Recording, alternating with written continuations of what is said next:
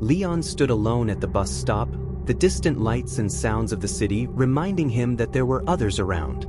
Still, he couldn't shake the eerie feeling of isolation that crept over him. Coming from Hong Kong, Leon was used to the constant noise of his old neighborhood. In search of a new experience, he had packed up his life and moved to a quieter area of Beijing. At first, the change seemed refreshing, but now he silently regretted his decision. As the oppressive loneliness grew, Leon reached into his backpack, looking for something to distract himself. Just as he pulled out his iPod, he froze. An old man in a red mandarin jacket and a dark ponytail stood beside him, appearing out of nowhere. Leon nodded politely, put on his headphones, and waited in silence. When bus 302 arrived, the old man took a seat near the front. Leon, finding the rest of the bus empty, settled at the very back.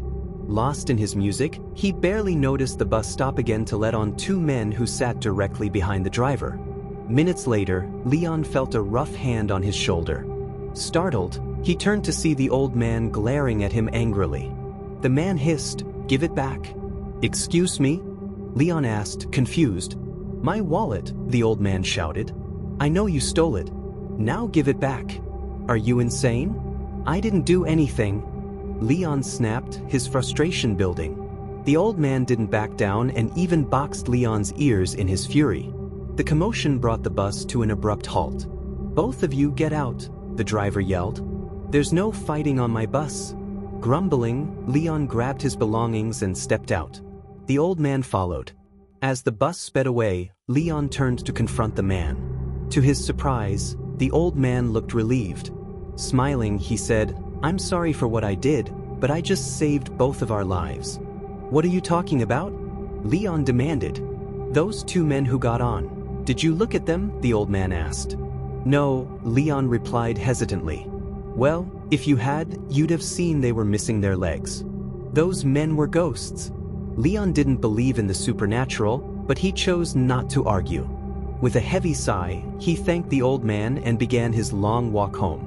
2 weeks later, while eating breakfast, Leon froze as the morning news flashed an image of bus 302 on the screen. 2 weeks ago, bus 302 disappeared after midnight, the reporter said. Today, it was found parked in a ditch, 3 miles off its route.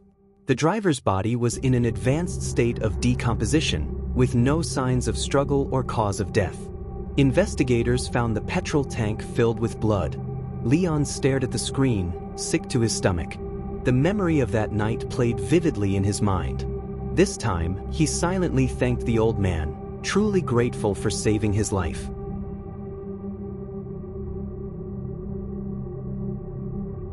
When I was 17, I used to go to the gym 3 to 4 times a week.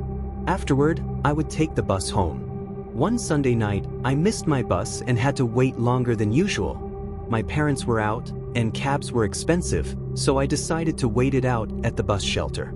It was freezing, and snow had just started to fall. Almost an hour passed, and I hadn't seen anyone.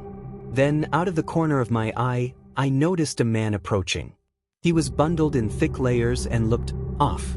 I avoided making eye contact, but he sat at the far end of the shelter and stared at me. "Do you know when the bus is due?" he asked. "I think it's delayed because of the snow," I said, taking out my earbuds. He grumbled something and kept staring. I pretended to be on my phone, but a few minutes later, he was closer. "You okay?" I asked nervously. He didn't respond. Instead, he leaned toward me with gleaming eyes and collapsed on the ground.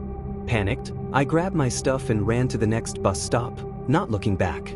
I sat down, trying to catch my breath. But when I leaned against the shelter's glass, I was horrified to see the same man peering at me from outside. "What the hell is wrong with you?" I yelled as he began walking around the shelter toward me. I backed away, yelling for him to stay back. But I couldn't leave. I'd left my bag behind. Then, out of nowhere, he lunged at me. I dodged, and he landed face-first on the ground, blood streaming from his face. Terrified, I called the police. When they arrived, they told me the man was on prescription medication. In his wallet, they found a picture of a boy who looked eerily like me. The officers speculated he mistook me for his son, whom he had lost custody of in a legal battle. I never saw him again after that night.